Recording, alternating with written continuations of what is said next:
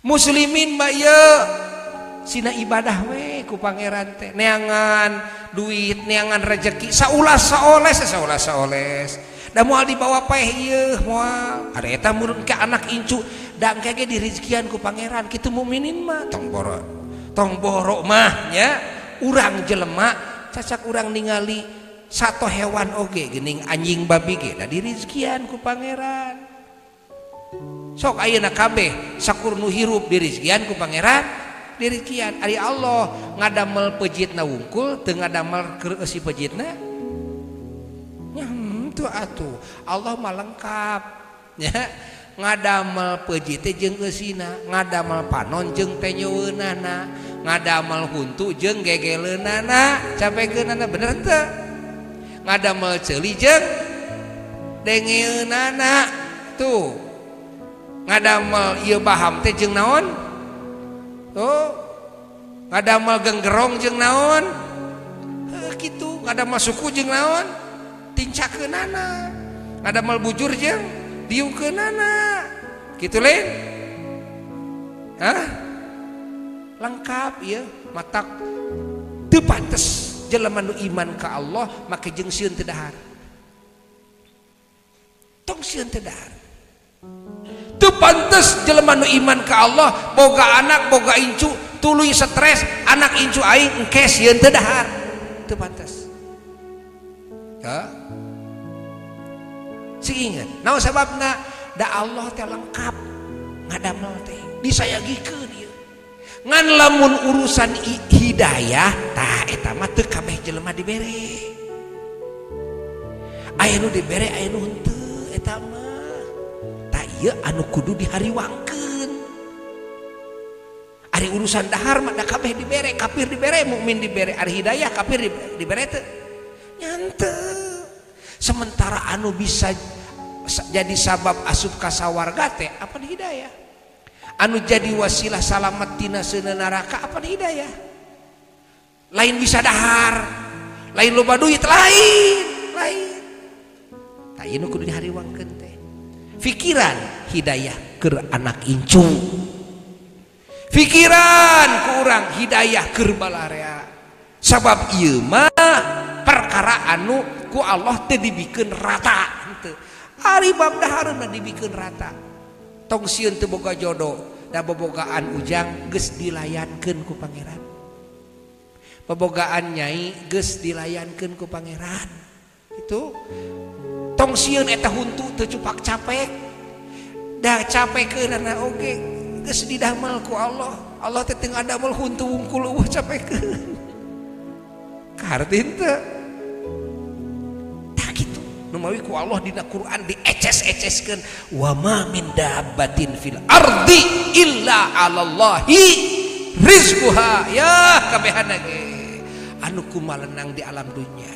tuh tek tek bengek gitu kan aya tek tek bengek gitu kan anu sorakna tuk tak tek tek tek tek tek tek gitu kan beng anu ngapung gitu kan ngek anu aya soraan gitu kan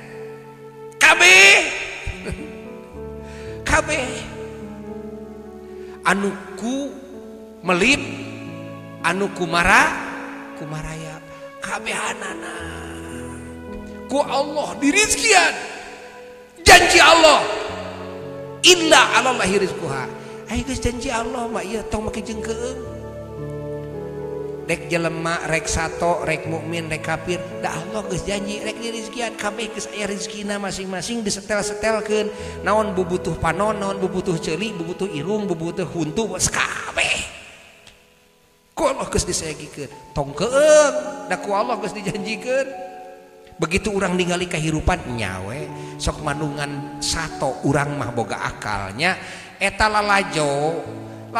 sato tingali dirizkian kabeh ku pangeran dirizkian ningali sireum ningali cak-cak tafakuran aya we rezekina teh ku Allah teh didatangkeun kitu rezekina teh pancek urang bahasa kieu mun teu ngakal teu nya urang mah kitu mun teu ngakal moal ai ceuk urang eta cak-cak bogaeun akal sireum kupu-kupu cik tenyo barang dahar teu kan mun ditafakuran urang nah ada barang dahar biasa harirup make akal teu jang teu make akal da didatang-datangkeun ku Allah. Oh gitu geuningan cara Allah ngarizkian teh gitu kan. Aya anu ieu satona nyampeurkeun tapi geus disayagikeun dirinya ku Allah teh. Aya anu manehna mah keur cicing datang gitu kan pirizkieuna teh rupa-rupa ngan intina kabeh dirizkian ku Allah taala. Naon atuh aya jelema make kudu usaha apan jelema mah boga akal tah bedana jeung sato teh tuh ieu teh usaha teh adab-adaban ka pangeran. Lain pangeran teu kawasaeun mere rezeki ya ka urang cicingnya di kamar kawasaeun wae tinggal dicontona orok dina jero beuteung direzekianing ku pangeran tinggal orok geus kaluar nya teu boga akal geuning hirup we direzekian ku pangeran kumaha we sababiahna mah hidungna bapana nyaheun make jeung neangan rezeki ka ditu ka dieu keur saker anak intina mah Allah rek rezekian orok aya orok boga akal bisa ngakal teu bisa lempang, bisa ngomong, tapi bisa nanaon, dirizkian tuh, ya. Pangeran mah kawasan. Ayo urang,